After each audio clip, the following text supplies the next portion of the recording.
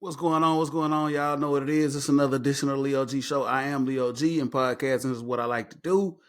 I'm back with another edition, y'all. We back with another edition, man, and I'm so happy to do this edition, man, to talk about what we talk about. It's going to be a little different today, man, because we're going to really, talk about some stuff that's pertinent to the ATL and pertinent to sports, man. So I'm just glad to be able to have this platform to do so. Before I get any further, man, I got to pass it over to my man on the East, man. One of my co-hosts that hold me down, I got to pass it over to my boy Derek out there on the East. What's up, man? Hey, what's going on, Leo G? It's a Red Friday. It's a good Friday coming off a good win. But hey, we going to make it do what it do. Yes, sir. We're going to always make it do what it do, brother, man. That's what we do, man. We like to talk about sports. We like to talk about life. We like to talk about everything, man. So today is going to be a combination of a lot of different things, man. As we, like you just said, came off of a great win this past weekend. We're going to jump into the show and talk about it in a little bit, man. We're missing a third of the show. Our buddy Banks, he has some stuff. He might pop. You never know with the Leo G Show. He might pop in a little later. You just never know with my man Banks, but shout out to my man Banks, man, for, doing what he does, and he might pop in. So you just never know. We got a couple other surprises here in just a minute, so we'll bring them in, and we'll kick this thing off. So Derek, I'm going to bring it over to you first. For everybody that's listening to us, let everybody know what you got on. Let's do a fit check, drink check, and let everybody know. Since we just came off of a throwback, I'm still feeling throwback-ish. And since one of the topics we're going to be talking about probably going to intertwine with the old days, I got on my old school throwback black Falcon logo and then the vintage old school Mike Vick jersey. Not really drinking today, but not yet. So I'm just drinking on this slowly but surely. Got this Corona Premier right here.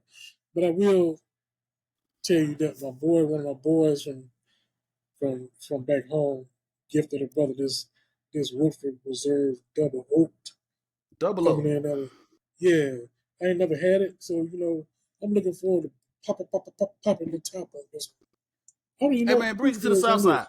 Bring it to the south side. Oh, it's only 90.4 proof, so that's. Bring it to the south side. Bring it to the south side. Bring it to the south side, dog. Come on, bring it to the south side. You already know what it is, man. I see you with the Woodford double. I see you with the Woodford double oak over there, man. I see that's what's up, man. So listen, man. I put on the ATL, man, today, and you see the hat, man. This event. Look, I'm gonna go back at the Falcons, man, and tell them, listen, man, y'all, they did this a little too. It was short lived. This Falcons versus all y'all, because that's how I feel a lot of Sundays, man. Driving to the stadium, riding the train to the stadium, coming up to the tailgate. This, Derek Cole, this is how I feel a lot of times. It's Falcons versus all y'all. You know what I'm saying? This was very short-lived. This was a campaign, I want to say 2018, 2019 campaign. They did the shirts, the hats. I bought it up. And we'll talk about the merchandise. We'll talk about all that stuff in this episode, man. But this is one of my favorite hats. I got stuff spilt on it. I wear it quite a bit. Falcons versus all y'all. I want them to bring that campaign back, man, because some of us fans, that's how we feel, man. It's the Falcons versus all y'all, no matter what, And we'll get into it here in just a little bit. So that's how you read that. That's how you read that hat.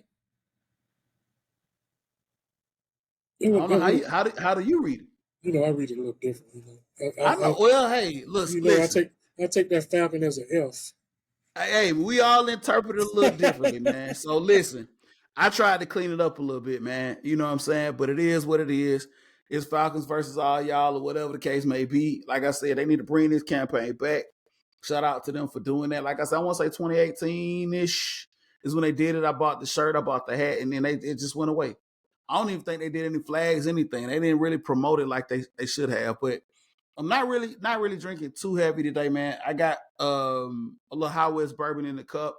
I wanted a couple of things here, man, because like I said, this might be, I don't know, we might do another show. You know, we rolling into December, man. These years keep rolling away, man. December 2023. Hopefully we'll do a couple more shows before it ends, but I wanted to feature a couple of things that we picked up. I was able to get you in on one of these that I'm gonna feature today, Derico, and this is Uncle Nearest. Shout out to V Edie Butler, you know what I'm saying, the master distiller up there. If y'all can see it in Nashville at the Uncle Nearest Distillery. A lot of history with this distillery. One of the few and only, she might be the only female, black female distillers in the country when it comes to whiskey, man. And Derico, we were able to snag a single barrel bottle. We were able to snag a single barrel bottle. I think they just started offering these this year. Right. And I had to go to my sources. I had to dig real deep. And I had to find us, because I did come away with you a bottle as well, man. So it's a single barrel of Uncle Nearest. Definitely appreciate that. Definitely look forward to cracking this open. I haven't cracked this yet, but I'm gonna definitely get into it. Because I think they already sold out where they had it. Because Georgia wasn't on that first release, so because y'all brothers and sisters didn't do what y'all was supposed to do and vote for Georgia. Hey, well, look, I did what I could when I could, but when they said they were gonna drop it, of course, obviously, man, we was gonna go look for it, and I said, hey, man, listen, I synced it. I synced it. I don't think anybody is aware of it. I snuck in there real quick, like when they dropped it, and grabbed us a couple of bottles, man. Shout out to one of the stores here that's not too far from me over the Maple Prohibition. I wanted to go over there. They actually had some signed bottles from V. Edie Butler of all of the Uncle Nearest offerings, the ride of 1856. All of the ones, I think she signed a couple of bottles. I wasn't able to get over there and get any, but I wanted to shout out to them. A black-owned package store over in the Austell Mapleton area. I'm not sure. They got 2 stores now, but she signed a couple of bottles several bottles, and they were offering them over there, man. So definitely support Uncle Nearest. They make some premium stuff. Definitely go out and support. And also, I wanted to drop, a little something, because we always be looking for stuff, right? We talk about like digging in the crates or looking for stuff, because this is what we do. I was able to get this as a Black Friday offering, Derico. I was able to grab this. I know a lot of people been looking for this. I know my light is shining a little bright, but that's that mid winter nights dram.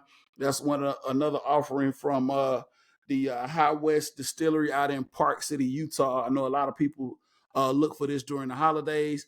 This is the Act 11 Scene 2. Had a Black Friday deal at my spot, and I was able to obtain this. This is, a hard to obtain bottle.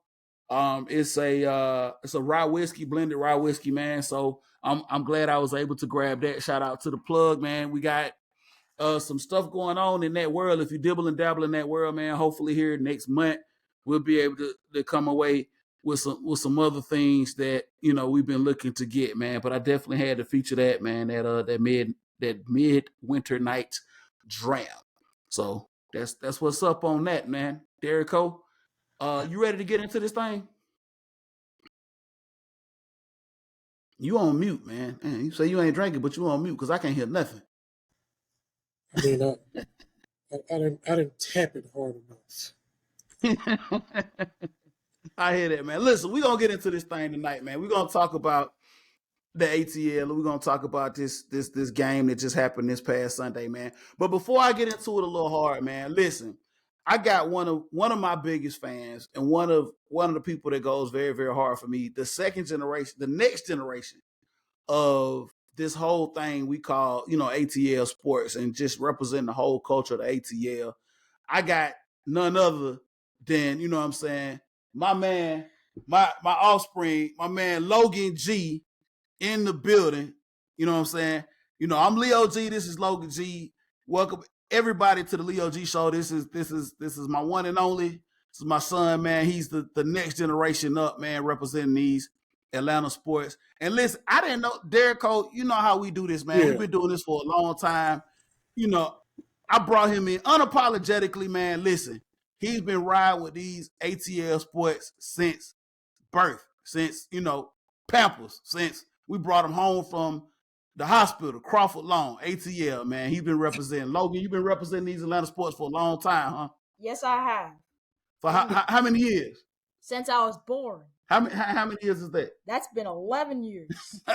11 years representing these ATL sports. Y'all see it. Yeah, and like I said, brought him in. He's indoctrinated into the ATL sports, man. And that's what it's about, man. The next generation to carry this thing on. Because somebody got to do it, right? Yes, I do. Logan slide through that looking like Bruno Mars on the low. Looking like Bruno Mars, man. Like I said, one of the biggest fans of the Leo G Show, man.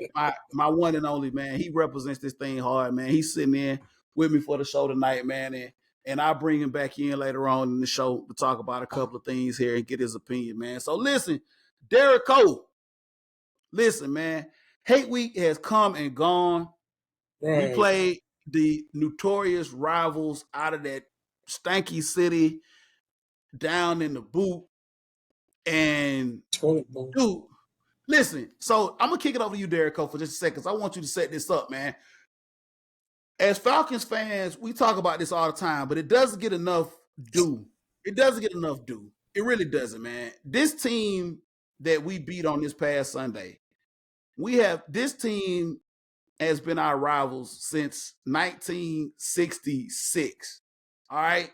I mean, we literally, we came into the league 1 year apart. We were the first two teams in the Deep South, the first two professional teams in the Deep South. And we have been rivals and going at it ever since. Both cities, Atlanta and New Orleans. I can say New Orleans. I'm not going to say the name of that team, but I'll say the city of New Orleans. And we've been rivals ever since.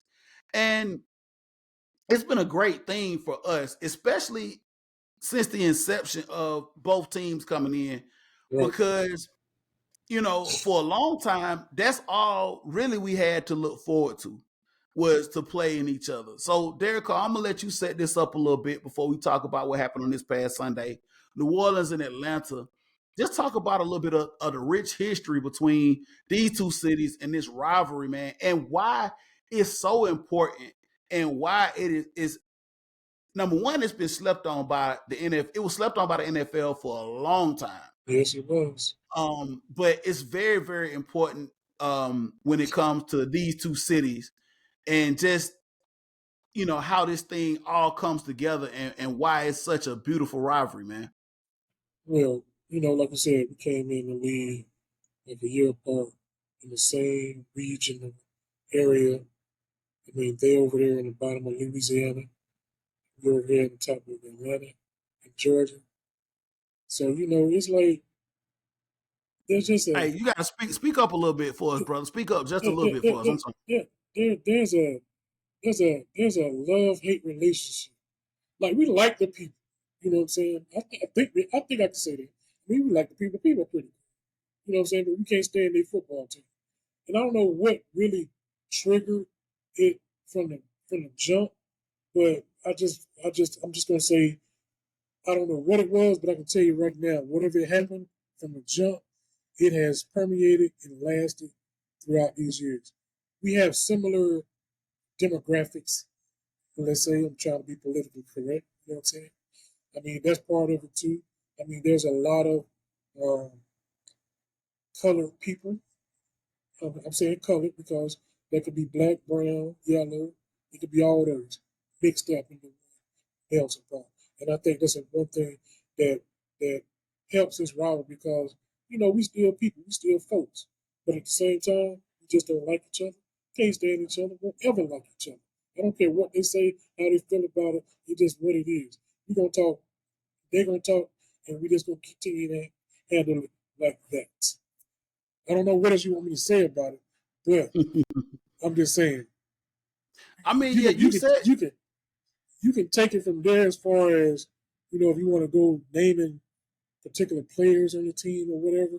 But I'm really thinking about what really popped off besides the fact that we were the only two teams really in the South. So that means we're not talking about teams like Dallas, Houston, Miami, because Miami was in the league before us. Well, yeah, Dallas was in the league before us.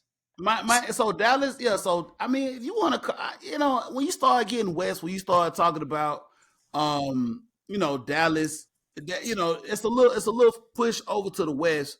And Miami initially came into to the AFL. I don't think they initially came into the NFL, if I'm not mistaken. That's when they joined professional football. But New Orleans and Atlanta were the first two.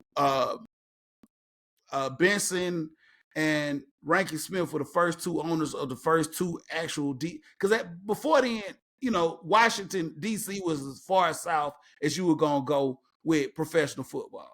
So, like I said, 1966, Atlanta comes in, and then New Orleans comes in shortly thereafter.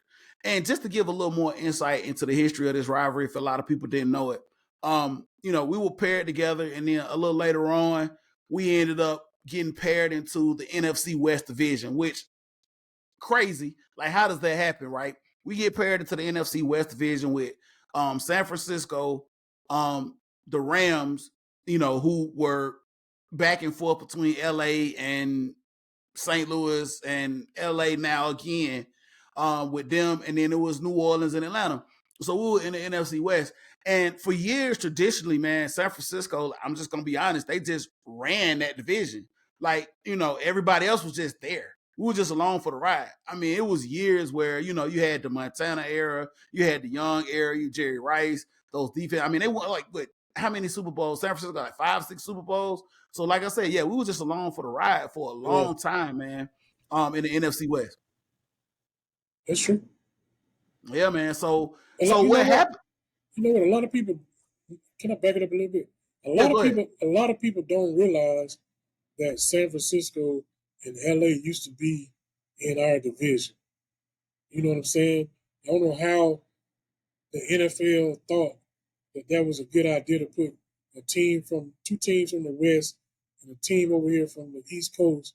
But I tell you what, that rivalry between us and San Francisco back in the day was the truth. It was. I mean, like I said, we had a healthy rivalry within the NFC West division, but like I said, we were not very, very successful. I mean, the Falcons had a very, very tough team in the late 70s, early 80s. You know what I'm saying? We go back and you start talking about the Grits Blitz era. That was a tough team, man. A lot of people, a lot of old heads, because we're old heads, but we're not that old heads. But that 79, 80 season, a lot of people have told me, because, I was just arriving into the world at that time, that was probably one of the greatest Falcons. Some people would argue that the 1979, 1980s Falcons Grits Blitz defense is probably one of the greatest defenses of all time. Statistically, it still is. It's statistically over the 1985 Chicago Bears. That's crazy to me. Like I said, I see highlights. I've seen highlights of that. I know Jerry Glanville obviously was the architect of that Grits Blitz defense. But there was a lot of success. Steve Barkowski, shout out to him, one of the best quarterbacks that ever laced them up for the Falcons, was one of the probably, if not the best, one of the best overall teams that the Falcons fielded. It was 1979, 1980. They were supposed to go to the Super Bowl, but we know how that thing kind of played out with Dallas, and the rest is history. I don't want to go too far off into that because I need to talk a little bit more about the rivalry and moving forward into today. So listen, Derek O, let's move forward into today. Like you said, man, giving us the synopsis and the history of like how this thing all came about. So fast forward to today, 2023. It's big. This is huge. Both fan bases travel to each city, man. I think, like I said, it was a secret between the fan bases for a long time, and then the NFL says, you know what, this is something that we need to feature. We need to kind of feature this. I mean, up until like the late 90s, early 2000s, I think the Falcons and the Saints really had marginal success. It would make the playoffs every other year or so. But then these teams started to really get good late 90s, early 2000s, and obviously in the 2000s, in the 2010s, both teams, early 2000s, both teams started making runs and making pushes into the playoffs. I don't want to talk about what they were able to accomplish in New Orleans, but we did have some back-to-back success with the Falcons as well. But the NFL started to take notice, and then the NFL started to feature this game a lot more. Derek, I want to pass this over to you before we continue. How do you feel with the NFL taking notice with this rivalry and then starting to kind of move this game around? Because, like I said, it was a secret between both fan bases. We would travel between Atlanta and New Orleans. It's kind of a short travel. If you catch a flight, or if you driving, it's about 8 hours. You know what I'm saying? Right. People will take a lot of bus rides. A lot of bus rides will be featured between both cities and have a good time or whatever. How do you feel about the NFL finally saying, you know what, we got to start featuring this rivalry? I mean, it took, you know what? It took some people like Steve Weiss, that was a beat writer for the Falcons, when he started getting over there on the NFL Network and started talking about the actual Falcons and the Saints. aInts. Too many S's. The aInts rivalry. So I think that helped Steve Weiss got him and kind of gave him some background. But these two teams absolutely, positively cannot stand each other. Just can't. And then when they started seeing and looking at the records and looking at the scores and seeing, like, most of the time the game came down to the final play of the game, like, a lot. So it's like, okay, you can see that the competition, the records didn't matter. It was always going to be a competitive game. I can't remember the last time there was absolutely like just a turn-up blowout in this series. If you can name one, please help me out, because I just can't think of one right now where it was just a blatant shootout where the other team just had to just bow down and call uncle. It's been a minute, man. Yeah. It's been a minute. Like I said, I mean, it's had its ups and downs, and ebbs and flows. But usually, man, it's like the funny part about this rivalry is that when one team is really good and the other team is kind of having an off year, they can always still win and always, you know what I'm saying, put the other team in its place and check the other team. It's funny. I've seen that happen quite a few times. I remember, I think I want to go back to the 2016 season, if I'm not mistaken. Falcons were like 6 or 7-0 going into New Orleans. New Orleans was having an off year, and they end up giving us our first L. You know what I'm saying? And I think it's been several times where the same thing has happened with New Orleans. They've been on the road, you know what I'm saying, 1 or 2 losses, and the Falcons have strolled into New Orleans, and they coming in here, and we've putting paws on them, and we've given them an L. So it's ebbs and flows to this rivalry, which makes it so great. It's not a long rivalry like, you know, a Chicago and a Green Bay. You know, they've been playing for like damn near 100 years. But, you know, this rivalry, I think right now is neck and neck, you know what I'm saying, as far as record is concerned. I think it was almost even going into the match on Sunday.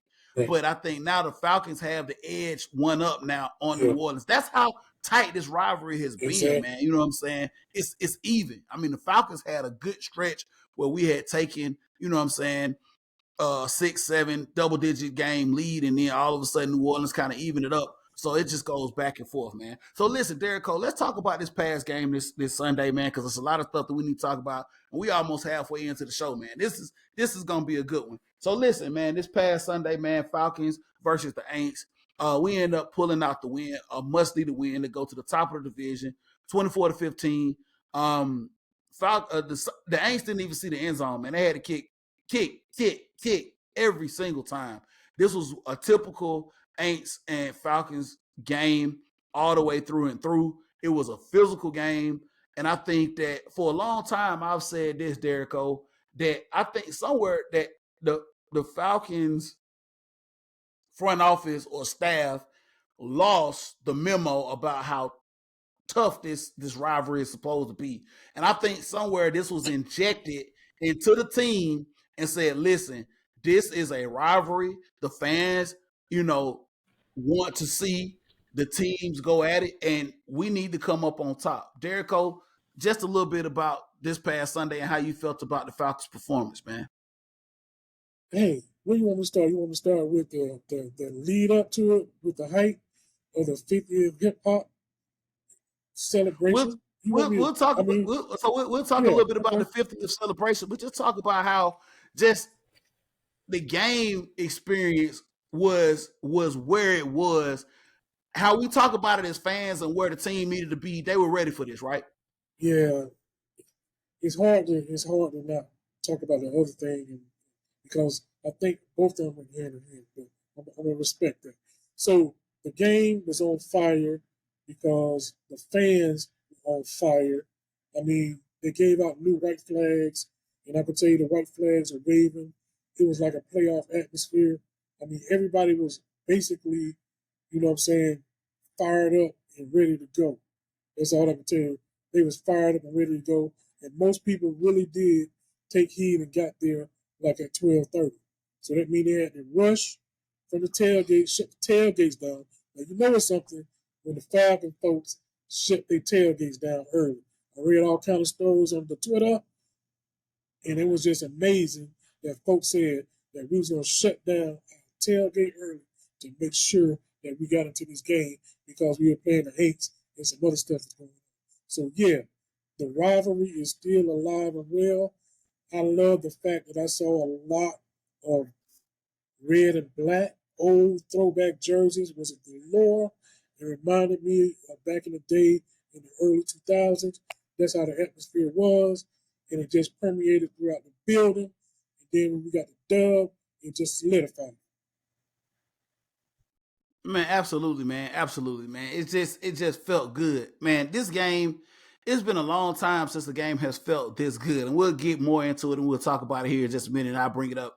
But yeah, Derrico, man, this was, shout out to the Falcons, man, for making this game like circling. Like we always talk about the like the circling of the games. The Falcons as a team, I think they circled this for not only just them, obviously, because they know how important it is to win a division game, but obviously circle this for the fans and making this an enjoyable game for the fans and making sure that the Atlanta fan base came out. So let's get into it. Let's get around the elephant in the room, man. Listen, the Atlanta Falcons said, you know what, we're gonna play the New Orleans aInts, and we're going to make this game a must see game for those of us for those Falcons fans to come out and see. 50 years of hip hop. If you didn't know, if you were living on the rock, this is the 50th year celebration of hip hop throughout the whole country. So like hip hop is this thing that has gone everywhere. It's gone worldwide. It's gone universal, man. Hip hop was started 50 years ago up in a place called New York, up in the Bronx. It was started, and it's gone everywhere. So Atlanta is a city where this genre, this art form has taken hold. And to be honest with you, Derrico, man, we've made it our own, and I think, Derrico, it's safe to say, man, that we have really ran with the torch as far as keeping this thing going that we call Yes. hip hop, and just pushing everything that started out with what they started with, up in New York. Like Right. I don't know if that's what they were trying to do in New York when this thing initially came about, but Atlanta has now become a place that has nurtured this thing called hip hop, and we have become a prominent city when you start talking about this art form. When you agree? Oh, I absolutely agree. Like you said, the thing about it, it's like a regional difference. You know what I'm saying? And how Atlanta music scene is, how New York music scene is, how Miami's music scene, how Texas music scene, how LA's music scene, how St. Louis music scene, how Memphis, Tennessee.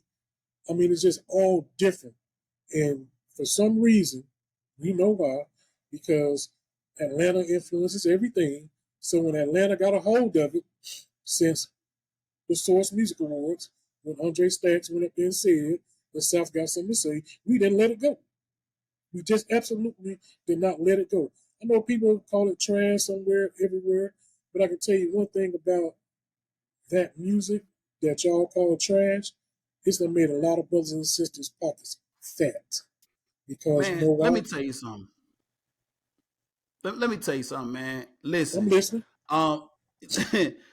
We took this thing here called hip hop, and it went like you said, Derek Cole, it went regional. And for some reason, man, when it got to this place, when it got to Atlanta, Atlanta is known as a melting pot. But when it got here, it did something special, man. So listen, before I get a little off into it, let me just tell you what the Falcons did. The Falcons were able to honor 50 years of hip hop by bringing out the artists here in this city that have made a major contribution to this art form called hip hop. And when I tell you they went out and the Falcons did not do a disservice when they brought out everybody in this city that made a contribution to the scene of it, the hip hop here in Atlanta. Because Derek Cole, obviously, our generation, we watched this thing, go full on. We watched it from the beginning and the inception. Right. You know what I'm saying? Our generation watched, it flow from New York into every other part of this country, right? Yeah. And especially here in Atlanta, how it got here and how it just branched out and, like you just said, man, influenced everything. So just to give you a little example, man, the Falcons said, we're going to bring everybody out. The Falcons literally brought everybody out in Atlanta that you can imagine. They brought out JD. They brought out CeeLo Green,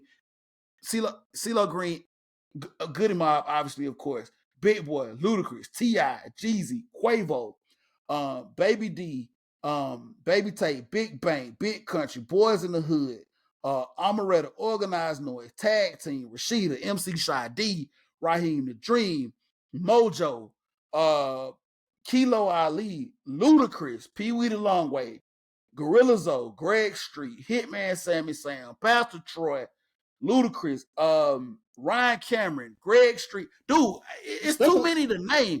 You see you stuck on Luda, man. I said Luda. It's too many to name. About 3 times. I said 3 times. Okay, well, listen. Southside's on Luda. I'm going to stand on business. I'm going to stand on business. But go ahead and talk about Luda. Go ahead and stay on Luda then while you at it. What did Luda do?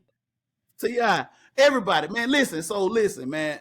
So, Luda, he had to do his thing for the Falcons, man.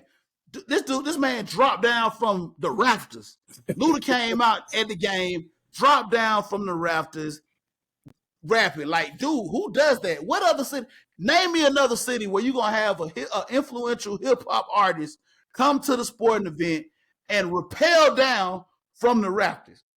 Only in the A, baby. Only in the A. Only. Somebody might do it again, but we were the first. Because what? Because Luda did it. You know what I'm saying? Because Atlanta influences everything. Everything. Came down from the rafters, man. You know what I'm saying? My man Ludacris. Shout out Southside. Shout out Banneker High. Shout out College Park. My man Ludacris, man, came down from the rafters, man. This was a sight to see. The Falcons brought in the who's who of Atlanta hip hop. They brought them in. They treated them good. They put the jerseys on them. They put the chains. By the way, them chains. Good God Almighty, them chains. They put them chains on them. They brought them out. They brought the team out. T.I. brought the team out. What other city that's going to do this? Not only did they just light it up, man, like you said, Derek Cole, the scene was electric. You gonna describe and they did it for this game.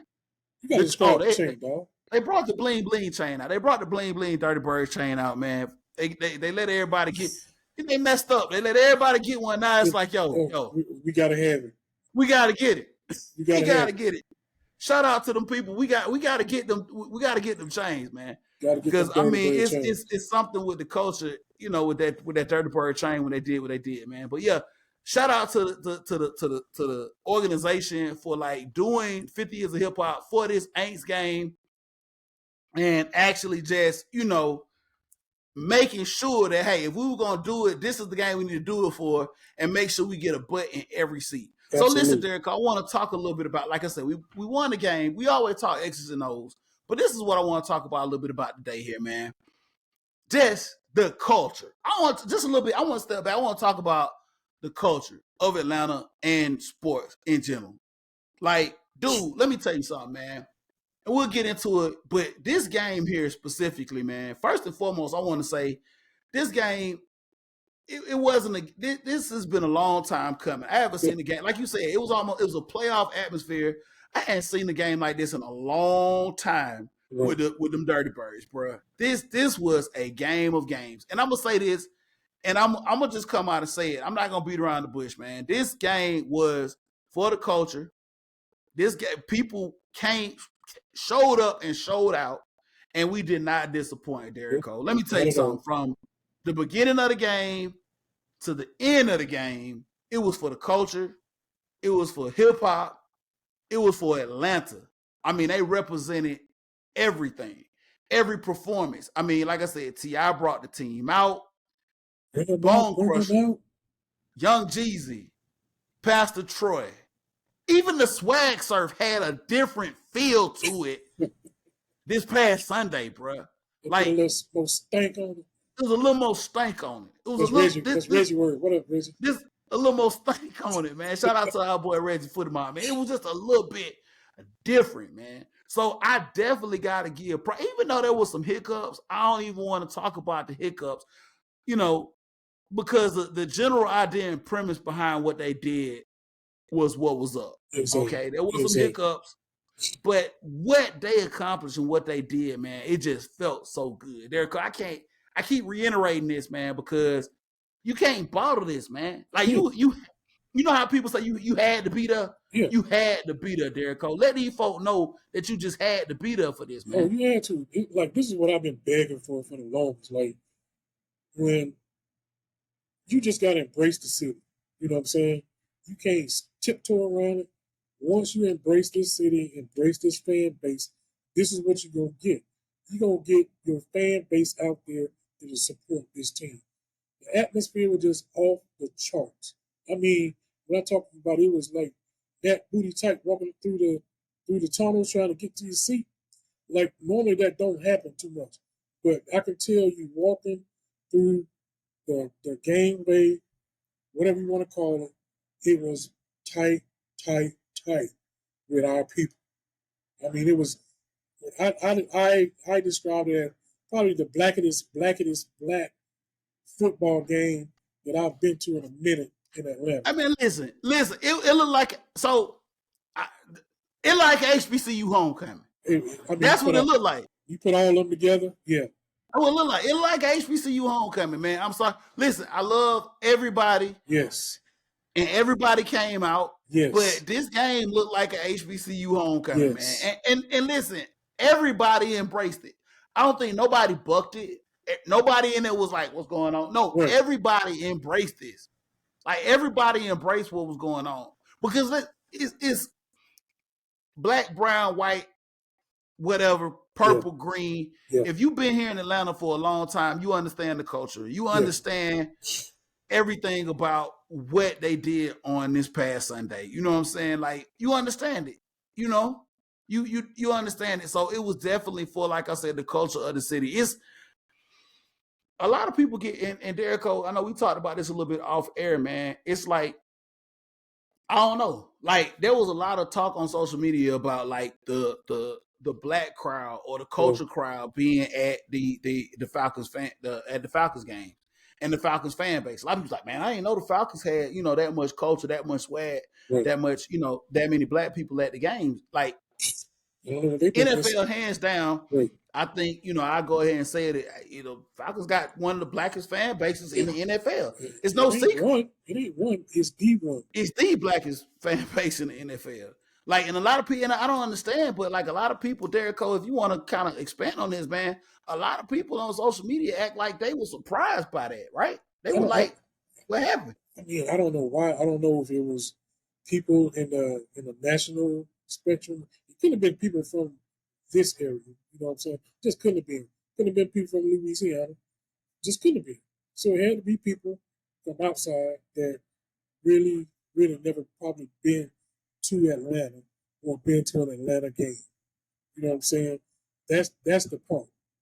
Because I can tell you, when we travel, a majority of us that are traveling look like me and you. I'm just going to tell you. So they see it when we come to their cities. because most of the cities that outside of Atlanta, the only other two cities that probably get close is DC and over there in New Orleans.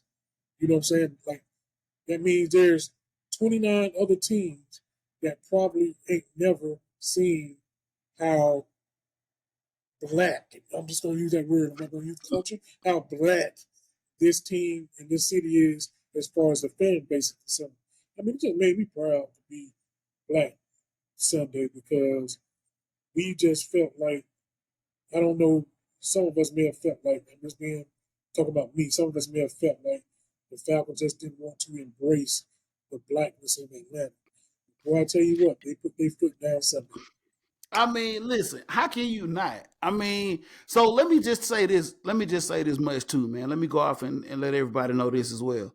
The Atlanta Falcons have traditionally been let's be real, a black fan base, man. I mean, even when they came into this city. So, like, just to give, if you don't know about the makeup of the South, man, in the South, college football is everything. College football is everything. When the Falcons were awarded an NFL franchise, I mean, even then, people kind of were thinking like, okay, how is this gonna go over? Because college football back then was everything. Like, you know, it was UGA, it was Tech, it was Alabama, Tennessee, Georgia. Atlanta has always been a melting pot of all these big collegiate teams. You know, you got Auburn, you got Clemson, Tennessee, Tech is here in the city, UGA, Florida, all these different, you know, collegiate teams so close. And and to this day, it's still a thing. Like, how is this gonna go over? Atlanta is special in that the Atlanta University Center is here in Atlanta, which was back in the 60s and before then, the largest institutions of education of African American people. Let's just be real about it. So Atlanta was special in the fact that you had Spelman, Clark Atlanta, Morehouse, and Morris Brown at the AUC, and that was like the largest place for African Americans to get education. And not only just those schools in Atlanta, but you had several other HBCUs that were within a stone's throw. You know, you talk about, you know, Fort Valley, you talk about Albany State, you talk about Benedict, you talk about Payne, you talk about Tuskegee, you talk about Tennessee State. So all of these schools, you know what I'm saying, these HBCUs are right here in the South. Shout out Savannah State. Shout out Savannah State. So you got a large, you know, contention of African American people right here, concentration in this area, right? HBCU football is big, it's grown bigger and bigger, but back then it really wasn't that big. So now you got a professional team on a national stage. So now you got a lot of black people that can say, hey, we can follow this team on a national stage because Morehouse wasn't playing on, you know, CBS, NBC back in the day, right? But the Falcons were. So a lot of people that went to Morehouse that lived in this city that were prominent, they were able to follow the Falcons. So, you know, when you had a large portion of the other fan base that still kind of stuck with their regional colleges, Georgia's, Clemson's, or whatever, a lot of the black people in this city and around this area started to rally around the professional team, the Falcons, when they came in. So traditionally, man, the makeup of this city just made it to where it was going to be a big, you know what I'm saying, African American fan base, right there, Cole? I mean, that's just, you know, that's just how the makeup was. I mean, Atlanta is like a major hub. I mean, we don't have the business headquarters for nothing. I mean, that's why a lot of transient people move here too, because of the location of Atlanta, the ease of get in and out of Atlanta, opportunities that are in Atlanta. That's why those folks in Louisiana that came over here back then ain't left yet because the opportunity is here. But we wish y'all would really catch that taxi back to Louisiana because we don't want y'all over. I just get that plug. But serious tip. I mean, Atlanta was just it's just a land of opportunity. I mean, it really is. And that's probably why the demographics of the sports fans in the city looks like it is.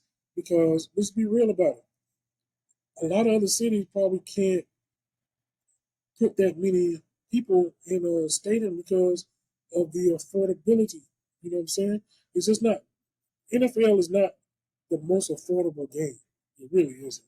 You know what I'm saying? Just look at it. I mean, it takes. We both season ticket holders. You know what I'm saying? I mean, you sit a little closer to the field than I do. But, you know, you're just a baller like that. But Hey man, listen. But I'm just saying. Hey man, I do what I do. Yeah, I'm just saying. But I think that's part of it too. And I don't want to get into the social economics of this discussion. Well, but listen, but it's real.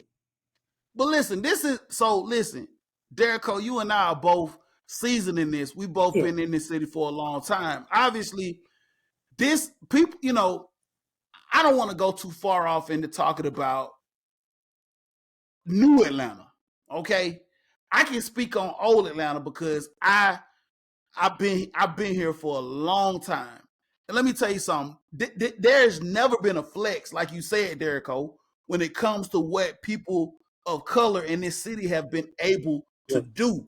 You have never, like, you know, I've been a lot of places in this country, but there's never been a flex. I know people want to say, oh, you know, I don't know what this whole thing is with this new school Atlanta and these millennials and zennials and whatever they talk about now. But listen, I'm going to tell you from my Gen X perspective and how I grew up in this city is that there was never a flex. We've always been able to do, like, you know, and I go back, you don't even have to just listen to me. You go back and listen to interviews from Dominique, from you know, Dion, Andre Rison, all these athletes that came to this city and saw who was running this city when they got here. You know what I'm saying? Black mayors, you know, just black city councilmen, everything about this city, you know, it was different. It was different. That's the only way I can say it. The best way I can say it, it was different. You know what I'm saying? Absolutely. Like, so there was never a flex. I want to put that out there first and foremost. People talking, oh, you know, it's a flex. You know, it looked like, no, there was never a flex, man. Old Atlanta was what it was and what it is. When you saw, you know what I'm saying, Manny Jackson, Andrew Young, you know what I'm saying, the mayor of this city and the look of this city, prominent business leaders, prominent business owners in this city. They look like you said, Derrico, you and I. And we were able to do well on the socioeconomic front. And we were able to support everything in this city, whether it was from the businesses, the restaurants, to the sports teams, the Falcons, the Braves, yes, the Braves, and the Falcons as well. So it was never a flex. I want to get that out there. It was never a flex. It's never been a flex with what we've been able to do here from old Atlanta in this city.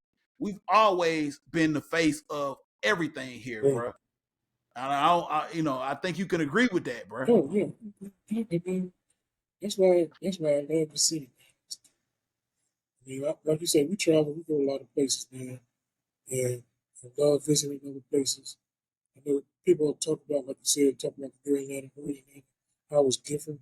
You know what I'm saying? I can hear the little people chirping about it on social media about how Speak up a little bit, brother. Speak up a little bit. How Atlanta's gone down. I mean, y'all little new folks that just came and just kind of did some crazy stuff with how y'all move. You know what I'm saying? Just like you were just saying. They just move differently than how we used to move. We moved differently because we were out there for a different purpose. It wasn't about flexing. It wasn't about trying to be the boss, the baller. It was none of that. We was just out trying to have a good time and make sure that we came back home and did it again. Exactly. Like I said, I can't speak on, you know, this new school, whatever, because I know a lot of people, you know, want to talk about this whole whatever, man. I don't know. But like I said, you can go back and you can listen to a lot of people that were prominent in this city, man, when we stood, you know, like I said, I use that term. Like, see, I got to use a term that these new school people stand on bit. I'm going to stand on business and say that, man, we were prominent in this city, man. You know, we were here as Black people, as African Americans, man. You know, we've always been here. We've always supported. We've always had a seat at the table and been able to do things, man. And that's why, like I said, with the Falcons, man, I think it was just, you know, they had to put it out there, man, and not only just acknowledge the hip hop scene, but just like you said, culturally, the fan base. Everything has had a little extra swag on it when it comes to Atlanta. When you talk about it, man, everything. Yeah. Things have been different. Derek Cole, I think we've talked about this. There are some differences when it comes to certain things in this city, but we still, us as Blacks and African Americans, have touched every single aspect and every single thing in this city moving forward. You know what I'm saying? Especially in the sports scene. Braves, Falcons, Hawks. I know a lot of people want to talk about, if you look at the Braves fan base compared to the Falcons or the Hawks fan base, okay, yeah, it's a little different, but don't get it twisted because, we are very, very prominent when it comes to, supporting the Braves as well. Wouldn't you agree? Oh, absolutely. I mean, I go up there at least try to get 3 or 4 games in during the season. I mean, hey, you still an Atlanta team, no matter where you located, you still got the Atlanta Braves across your chest. Swag on swag, bro. Swag on swag. We're going to represent for this city for real, all the way. So listen, Derek Cole, man, listen, we could keep going on and on. I want to talk about a few other things, man, but I think we have driven that point home, man, that, there's no flex. We do this, man. That aInts game this past Sunday wasn't an anomaly. It's always been like that.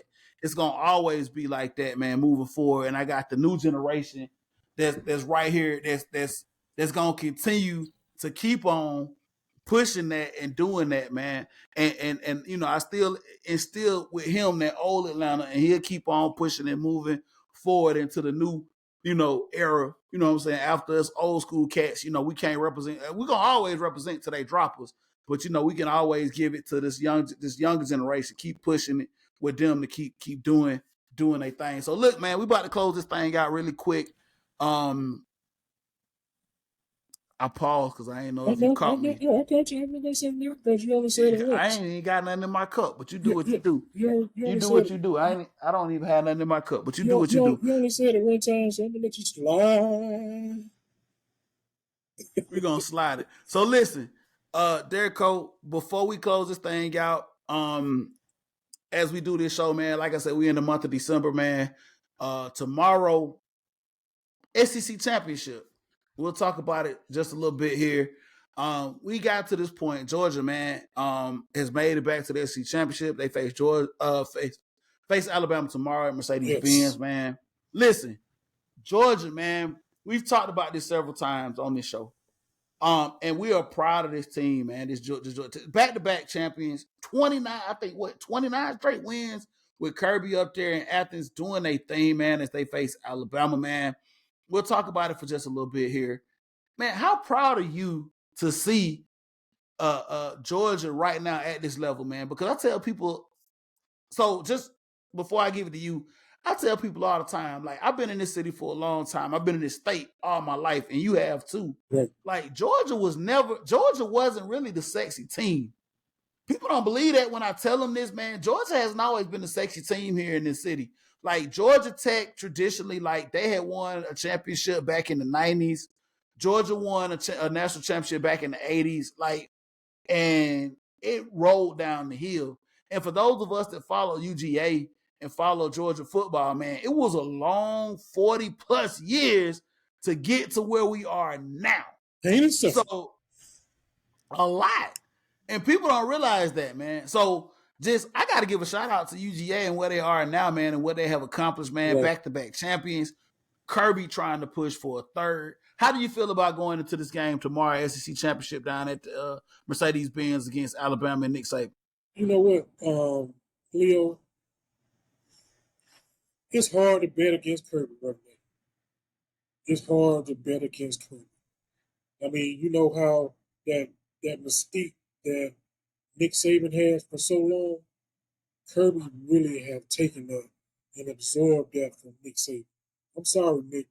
You still the man, but Kirby is really slowly just taking that from you and then just going to make you quietly go into retirement because you're going to see that you ain't going to be able to withstand that Kirby slaughter because Kirby just going to keep going because Kirby one thing I see about Kirby got to focus. Kirby got to focus. He's not too into himself. He's a humble guy. He really is. Kirby is about his business. He about winning. He about making sure that people understand that this program is going to be set up to continue to win. And I don't care if Texas A&M come in and try to Brinks truck him. He ain't going nowhere because he going to stay in Georgia because he ain't going nowhere. So don't even try. That man don't build something. He Listen, man. Kirby Smart has literally he's the face of UGA, and the team has just exudes the persona of who Kirby is, man. Like Kirby played at UGA. Kirby wasn't the greatest athlete. You know, Kirby earned a starting job when he was there at UGA playing safety, but he was a blue collar lunch pail athlete. And he's from South Georgia. He from South Georgia, man. Listen, shout out to Kirby. Shout out South Georgia. Shout out Kirby. Listen, Kirby literally has instilled in this UG. I mean, if you want to see the embodiment of a coach, look at this UGA squad, man. I mean, they're talented, but these kids come in humble. They don't come in like they all that. They come in humble. They play sound football. They limit mistakes. They limit penalties, and they work hard. Listen to them talk. Yeah. I ain't got to be. They listen to them talk, man, and that's what has made this program successful. That's what made them successful, man. What's up, Derek? And this probably his best coaching year right here. Absolutely. Because absolutely. Unless you really follow UGA, you don't have the big names that we've been accustomed to except Brock Bowers. I mean, that's it. Like Brock is the only name that people really recognize. Nobody on the defense is so special that you can hear their name being talked about regularly when they're previewing UGA. And that's what I love about this squad this year is that there's nobody, like, not saying that they were bigger than the team, but there's no name that's bigger than UGA on this team. No, the big, my coach used to say it back in the day, big team, little me, big team, little me, man. Like Brock Bowers has even kind of humbled himself, man. Like I love Brock Bowers, man. He's been hurt, but he's come out and had that work ethic. Like, use me where you need me, man. Like he could have easily said, you know what, I ain't got to do this. But when he got hurt, he could have said that was it. But he's bought into what Kirby has sold him, and he plays for this team. He plays for this program. And man, I see this program now being the preeminent program in the country right now, Absolutely. man.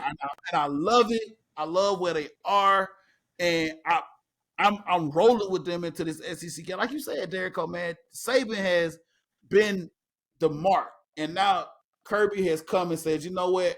I've learned from you, Jedi Master, and I'm going to up you here. So I'm hoping that this continues. I know this will continue with this program, man. I see Georgia continuing to roll on. I know Alabama has a lot of pride. I know Saban has a lot of pride. And listen, make no mistake. Yeah. Alabama is going to come into this game. Miro's, they're going to come into this game, and they're going to play like they're going to play like if they don't win, it's over. Life is over. Exactly. That's just how Saban prepares his teams. But Kirby prepares his teams like that as well. Exactly. Kirby has started to prepare his team like that as well. So this is going to be a great game, I think, tomorrow. But I think at the end of the day, man, with the talent UGA has and what Kirby has been able to do up there, man, I think they're going to take care of business. Derek Cole, how do you feel about this? Before we close this thing out. Oh, I absolutely believe. We talked about it before, like this would be the test. This would be the test for UGA as far as, especially on defense. I don't think they probably would have met or played a team that's as talented as they are on defense. So I think it'll start out, like it always start out for UGA, give Alabama a little rope, get them super hyped up, thinking that they got a chance. And then, like we always do, come from behind after that one series and put them hands on. Absolutely, absolutely. I'm looking forward to it, man. Listen, this has been another show, man. Another great one, man. I know we got a chance to just really have an open conversation and talk about, you know what I'm saying, this city, these fan bases, and what it means to us, you know what I'm saying, and our identity, man. And I was so happy that I was able to bring in my son, man, and he was able to come in and just listen and talk about the culture of the city and the fan base of Atlanta. So listen, as we close this thing out, Derek, I'm gonna pass over to you. Let the people know where they can find you, man. Hey man, you can find me on your Facebook as Stacey D. Derrico. You can find me on IG at Virgo_Derrico, or is it Derrico_Virgo. You can catch me on Twitter. I'm never gonna call it that other name. Twitter BSU96SDD, and I'm on Snap DJ006. Gold, man. That is gold. He ain't gonna never call it the other thing, man. No. Listen. You can find the Leo G Show, man, on Facebook, the Leo G Show. You can also find us on Twitter, X, whatever you want to call it. I'm not gonna be that indiscriminate. Listen, whatever. The Leo G Show #1 at the Leo G Show #1. Holler at us. You can holler at us on our own personal, on my own personal Twitter account at Southern Set with 2 T's. That's at Southern Set with 2 T's. You can also find our man Banks, Antoine Jarrell Banks, on Facebook. You can also catch him on his various social media outlets, Twitter, Instagram. Hit his DMs. Hit his DMs. He on Snapchat, Facebook. Somebody told me he was working on the OnlyFans. I don't know about that, but we'll have to talk about him on there. We'll have to talk about him next time we see him when he come through here, man. Listen. While you playing, Ruby Rose said she met this dude that had put 62K on him. Listen, Miss Logan, tell everybody what they need to do. Tell everybody what they need to do for the show. For all those YouTube watchers out there, make sure to hit the thumbs up button and press that red subscribe button down below. It helps out a lot, and it's free. Hey, man, that's right, man. Subscribe to the show, man. It's free. You ain't got to pay for it, man. Subscribe to the show, man. Yeah. Look, we know it's a lot of content out there, man, but we love doing this, man. And we hope we entertain y'all, man. And we hope y'all have a good time listening and watching the show, man. Shout out to, like I said, my man Logan for coming on, man. Shout out, of course, obviously, Derek O for you to come on, man. It's been another edition of the Leo G Show, man. You know how we like to do it. We're gonna wrap it up